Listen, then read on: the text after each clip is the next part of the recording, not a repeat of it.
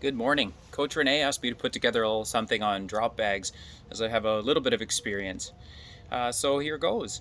With some of the virtual races coming up and some of the longer races of the summer are actually happening, especially in the United States. I thought we would just talk about why and when and should you.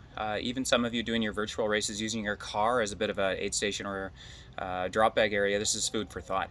So my wife says, why not? Why wouldn't you bring it? If you're offered an aid station that where you can put drop bags and have your own personal things, why wouldn't you?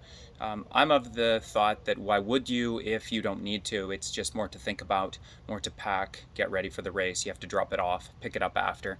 It really is a preference thing. In some races, they may not even allow it, especially races less than 50 kilometers an hour. 50 kilometers an hour. That's funny. We'll start there with a laugh. Especially 50 kilometers. So anything longer, you're definitely going to be offered that, unless it's completely self-sustained. I also think that you run into an aid station, it kind of you don't want to be thinking too much. So moving into an aid station, just using their aid at the table and taking off is probably best. Now, again, it depends on the race and it depends on the specificity of the race. So 50 kilometers, you may want it. 50 miles or 100, for sure you're going to want something. You need to be thinking about what's ahead, what's in the bag, how you can keep yourself comfortable, healthy, safe. So food for thought are things, here are some options, okay? This is the most common, and most race organizations would like you to use something like this. It's small, it's easy, they can put it in their van to take it to the various locations where they're going to drop it off. One thing I don't like about this is that you really can't see inside. You really have to know as a racer, what is inside my kit? You have to reach in, or do you pull it all out, throw it on the ground, and then pack it all up at the end? You really need to know exactly what's in there and only have what you need to be able to grab it, put it on, change it, move it. It could be sunscreen. I'll show you some of the things that I would put in mine. Now, the fastest way, which is mostly not an option for most people, is to have a completely second other bag. So with this bag, for example, I had a race a few years ago where I just took the whole bag off, threw it back in the pile, grabbed the other bag, and put it on. Now, something to think about there is that throwing on a whole other bag, you may be missing pieces of your mandatory gear list should you swap bags. So we either have to swap them in and out anyways, or you need to make sure you have two sets of everything. So two jackets, two emergency bivvies, all those things. So my preference for especially 50 miles or up, probably closer to 100 miles, are these bins. I have two of these, which I've used in the past. The thing I love about it is that I can see inside of it. I can see everything is right in front of me. It's handed to me, and I just look inside and I know what I want. The other nice thing about this is on the inside of the lid is I actually can keep a list of, this is where I am, aid station. This one says aid station 8.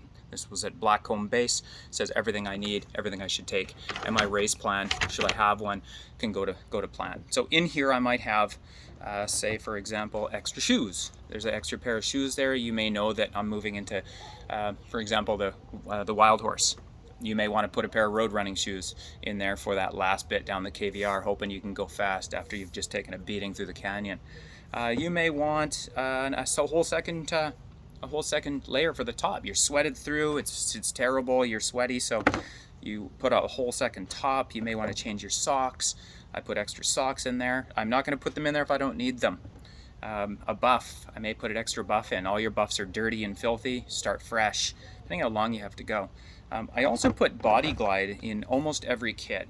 So, by the time you get into the later stages of many races and you're sweating, you're going to start to have some chafing, whether it's from your pack or your shorts or wherever.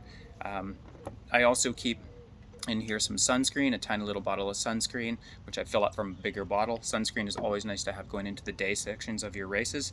And then poles, I've got my poles in here. I didn't fully collapse them, but they fit right inside. And I know other races that I've been in, you can just leave your poles. You don't need them for a lot of the race, but then you are coming to a particularly climby section of the race, pull out those poles, use them, and then dump them at the next aid station. You don't need to have them the whole time, unless of course they're part of your mandatory gear list, which poles generally never are. I have a flashlight in here, my headlamp, which I keep generally unlocked like this, so the batteries aren't being used, but I may be going into a night section. I know the night section is coming, so I'll pull that out, get that on my head. It'll be dark in 2 hours, at least it's in my bag and I'm ready to go, so that's there. The final piece is, and I haven't put it all in here, but your nutrition. I have extra bottles. Sometimes I'll fill those up in advance just with a little bit of perpetuum in the bottom. Before I take off, I fill them with water. Or whatever your poison is, it could just be electrolyte. You may also have a very particular diet, so you want to keep those things in there. You know the aid station is not going to have for you the things that you need, like beef jerky and meat products for some of you. Yeah, so you check with your race organization to find out what they allow. A lot of them will say, they prefer the black bag, like this little bag here, because it's really easy. I checked with a race a few years ago. What do you think of this? They were like, yes, absolutely. Does it measure this? And they gave me the measurements. So the real key, though, is knowing what is there. We don't want to come into an aid station and be thinking, well, should I have a little bit of this? What about that? And you need to be organized enough with your race plan to roll in, grab what you need, make a quick switch, and move on. It's when we get into an aid station, we're kind of like perusing, so a little bit of watermelon, some M&Ms, and you're thinking, and then you stop and you fill up bottles.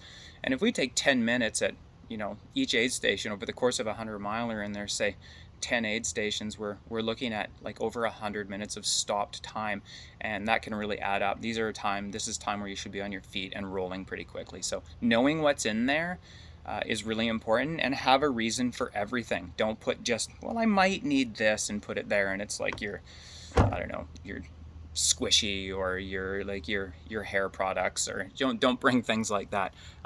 One other final addition that can make or break a race, it sounds so weird, but it brings up morale, is a wet wipe, something to wipe your face. If you feel clean going back out, it can be really invigorating and make you feel pretty good. Finally, like I said, know what's in it and be in charge of your own. Cheers.